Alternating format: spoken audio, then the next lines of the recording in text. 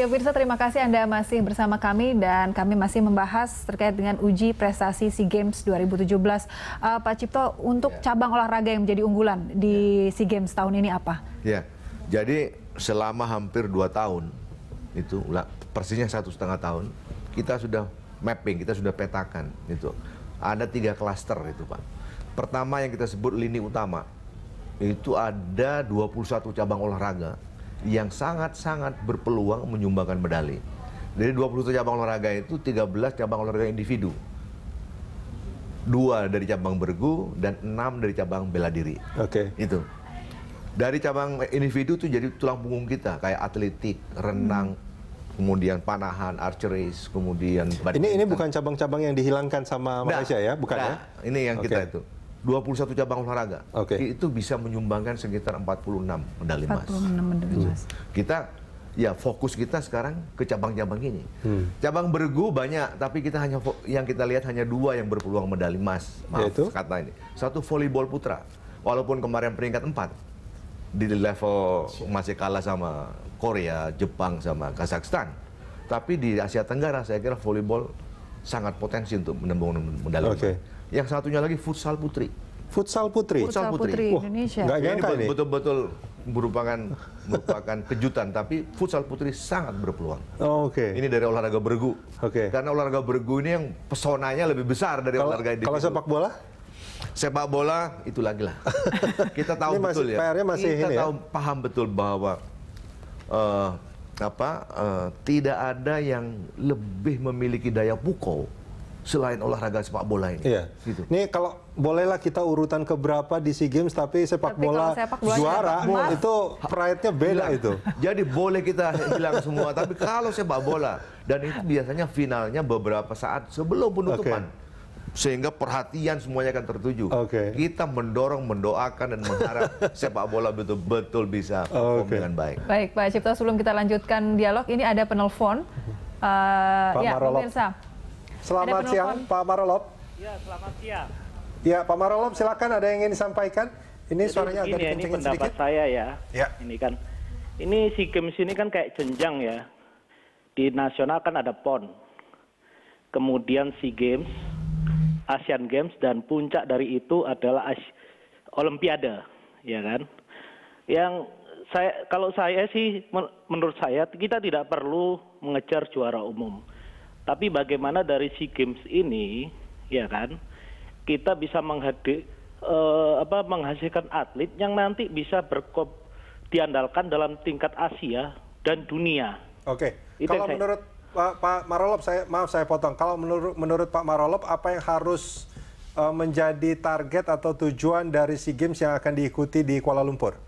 Menurut saya adalah bagaimana mengejar target untuk lebih berprestasi lagi. Ini kan ukuran awal nih ya. Ukuran awal untuk Asian Games di 2018 ya kan? Dan bagaimana nanti Olimpiade 2020 di Tokyo ya kalau nggak salah ya. Di Tokyo kalau nggak salah. Di Tokyo. Itu yang jauh lebih penting dari hanya sekedar jalan umum.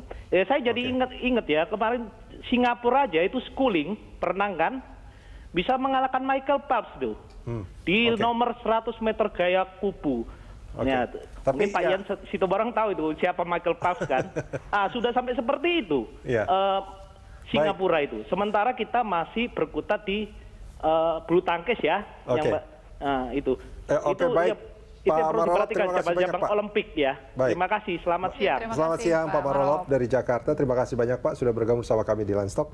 Tapi ini agak mungkin Bung Ian bisa lebih menjelaskan. Targetnya jadinya tidak perlu juara umum, tapi ini akan menjadi batu loncatan untuk level yang lebih tinggi. Tapi mengukurnya bagaimana ini? Apakah kita sudah mencapai apa yang kita... Sudah, nggak usah dipertanya. Jadi, bahwa Indonesia itu luar biasa.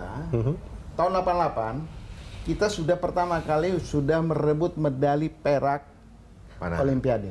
Panahan. Tahun 92, bukan 1 medali emas, langsung 2 dari bulu tangkis. Dan selanjutnya terus. Tapi 2012 Pak ya. 2012 kita kehilangan medali emas. Tradisi emas gagal.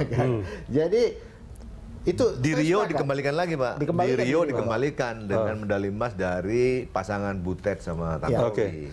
Jadi maksud saya memang betul. Jenjang kita kan seharusnya Indonesia sebagai negara terbesar di dunia nomor 4 dari jumlah penduduk. Ya memang pantas level kita adalah dunia. Tidak lagi terlalu memikirkan SEA Games. Tapi itu kan stepping stone-nya dari sana. Kalau kita bicara Olimpiade, tapi SEA Games, PON, SEA Games kita tidak peduli, nggak mungkin. Tapi kita tidak boleh terjebak lagi kebanggaan yang semu saya katakan tadi untuk SEA Games. Bahwa kita jenjangnya iya. Apakah jenjang itu kita sudah jalani? Sudah.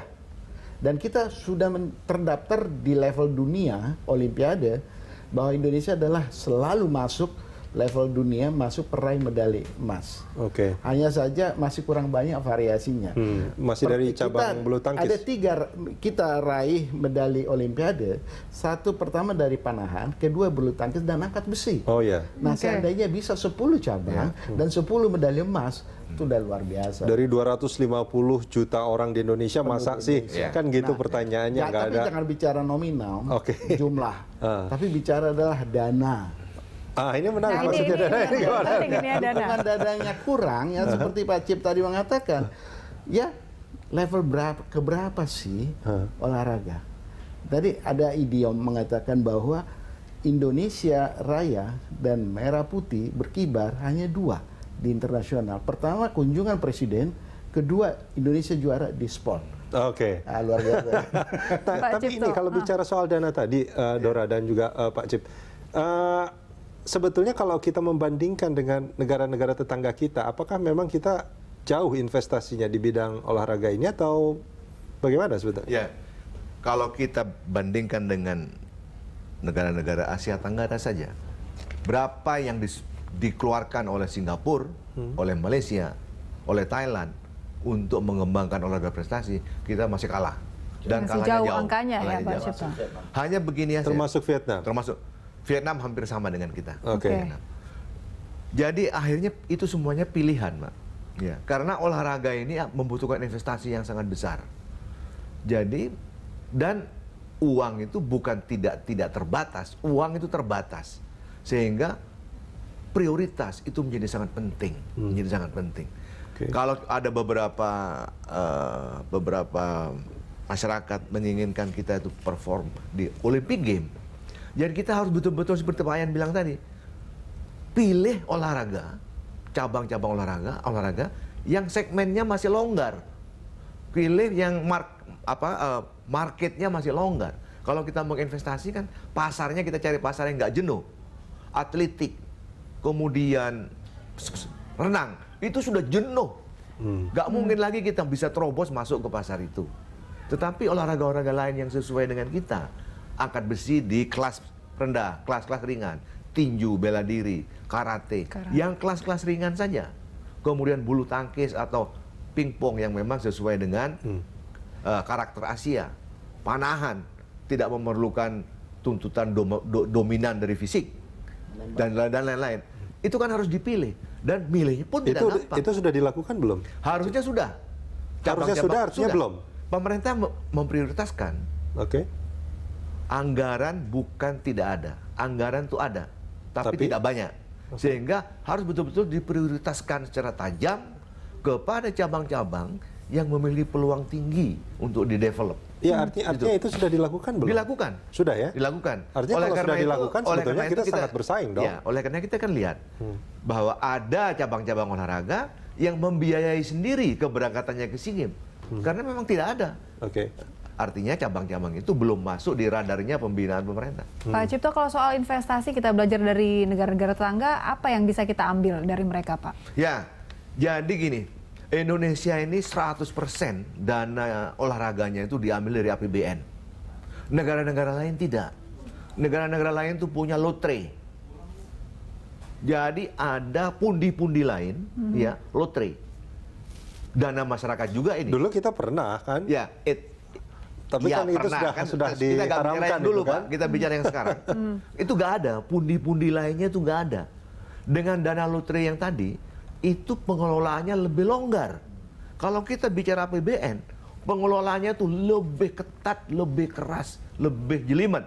Dan ini tidak sesuai kadang-kadang dengan karakter olahraga yang sangat dinamis. Yang begitu dinamis ya. Oleh itu yang akhirnya kita dapatkan berbagai pemberitaan tentang keterlambatan akomodasi, keterlambatan honor, uang tryout yang belum keluar dan lain-lain. Ini kalau menang pun katanya dapat hadiah itu pun sangat berpotensi telat juga nanti hadiahnya.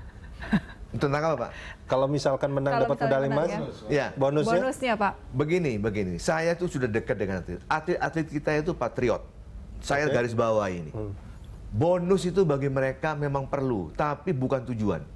Mereka itu betul-betul ingin jadi juara karena dorongan dirinya sendiri. Itu. Motivasinya intrinsik dari dalam. Biar merah putih bisa berkibar di sana ya. Itu. Kalau misalnya bonus akan ngintil sendiri di belakang. Akan ada sendiri nantinya. Akan sendiri ngintil. Mereka nggak banyak berpikir tentang itu. Baik, Pak Cipto dan Bang Ian, kita akan lanjutkan perbincangan ini usai jeda dan pemirsa kami akan kembali sesaat lagi.